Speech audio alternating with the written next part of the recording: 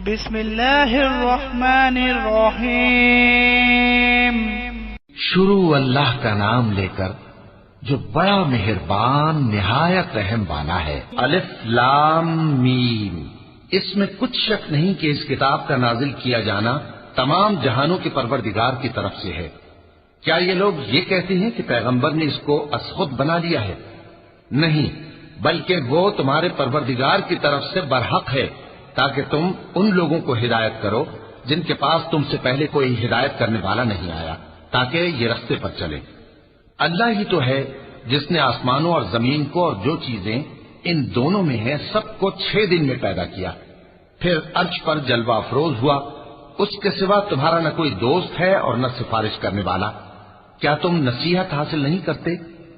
وہی آسمان سے زمین تک کے ہر کام کا انتظام کرتا ہے، پھر ہر کام ایک روز جس کی مقدار تمہارے شمار کے مطابق 1000 برس ہوگی اس کی طرف رجوع کرے گا۔ اسی شان کا ہے وہ خالق جو پوشیدہ اور ظاہر کا جاننے والا ہے، غالب ہے، بڑا مہربان ہے۔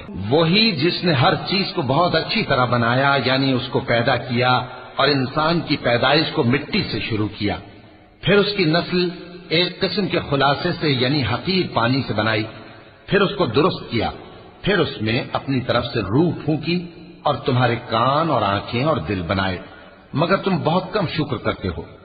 اور کہنے لگے کہ جب ہم زمین میں ملیا میٹ ہو جائیں گے تو کیا اثر نو پیدا ہوں گے؟ حقیقت یہ ہے کہ یہ لوگ اپنے پروردگار کے سامنے جانے ہی کے قائل نہیں۔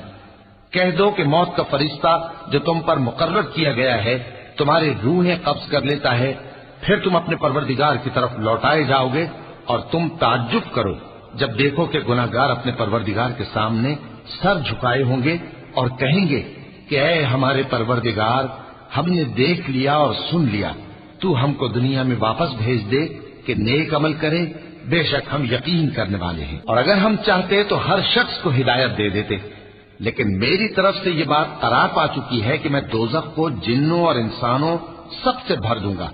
سو اب آگ کے مزے چکھو، اس لیے کہ تم نے اس دن کے آنے کو بھلا رکھا تھا۔ آج ہم نے بھی تمہیں بھلا دیا ہے، اور جو کام تم کرتے تھے ان کی سزا میں ہمیشہ کے عذاب کے مزے چکتے رہو۔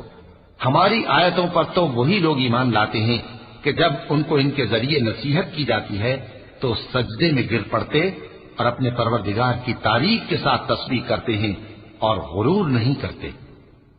چونکہ آیت سجدہ تلاوت کی گئی ہے لہذا سامعین پر سجدہ واجب ہے۔ ان کے پہلو بچھونوں سے الگ رہتے ہیں، اس حال میں کہ وہ اپنے پروردگار کو خوف اور امید سے پکارتے اور جو کچھ ہم نے ان کو دیا ہے اس میں سے خرچ کرتے ہیں۔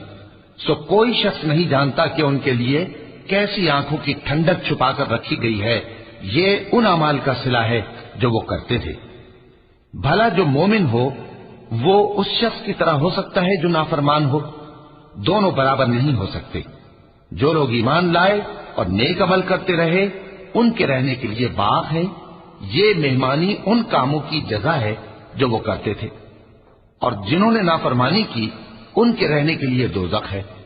جب چاہیں گے کہ اس میں سے نکل جائیں تو اس میں لوٹا دیے جائیں گے، اور ان سے کہا جائے گا کہ جس دوزخ کے عذاب کو تم جھوٹ سمجھتے تھے اس کے مزے چکھو، اور ہم ان کو قیامت کے بڑے عذاب سے پہلے دنیا کے عذاب کا بھی مزہ چکھائیں گے، شاید وہ ہماری طرف لوٹ آئیں۔ اور اس شخص سے بڑھ کر ظالم کون جس کو اس کے پروردگار کی آیتوں سے نصیحت کی جائے تو وہ ان سے منہ پھیر لے۔ ہم گناہگاروں سے ضرور بدلہ لینے والے ہیں، اور ہم نے موسیٰ کو کتاب دی تو تم ان سے ملاقات ہونے سے متعلق شک میں نہ ہونا، اور ہم نے اس کتاب کو بنی اسرائیل کے لیے ذریعہ ہدایت بنایا تھا، اور ان میں سے ہم نے پیشوا بنائے تھے جو ہمارے حکم سے ہدایت کیا کرتے تھے، جبکہ وہ صبر بھی کرتے تھے اور وہ ہماری آیتوں پر یقین رکھتے تھے۔ بلا شبہ تمہارا پروردگار ہی ان میں جن باتوں میں وہ اختلاف کرتے تھے قیامت کے روز فیصلہ کر دے گا۔ کیا ان کو اس امر سے ہدایت نہ ہوئی کہ ہم نے ان سے پہلے بہت سی امتوں کو جن کے رہنے کے مقامات میں یہ لوگ چلتے پھرتے ہیں ہلاک کر دیا؟ بے شک اس میں نشانیاں ہیں، تو یہ سنتے کیوں نہیں؟ کیا انہوں نے نہیں دیکھا کہ ہم بنجر زمین کی طرف پانی رواں کرتے ہیں، پھر اس سے کھیتی پیدا کرتے ہیں جس میں سے ان کے چوپائے بھی کھاتے ہیں اور یہ خود بھی کھاتے ہیں؟ تو یہ دیکھتے کیوں نہیں اور کہتے ہیں اگر تم سچے ہو تو یہ فیصلہ کب ہوگا؟ کہہ دو کہ فیصلے کے دن کافروں کو ان کا ایمان لانا کچھ بھی فائدہ نہ دے گا اور نہ ان کو مہلت دی جائے گی، تو ان سے منہ پھیر لو اور انتظار کرو، یہ بھی انتظار کر رہے ہیں۔ وَلَقَ اللَّهُ الْعَظِيمَ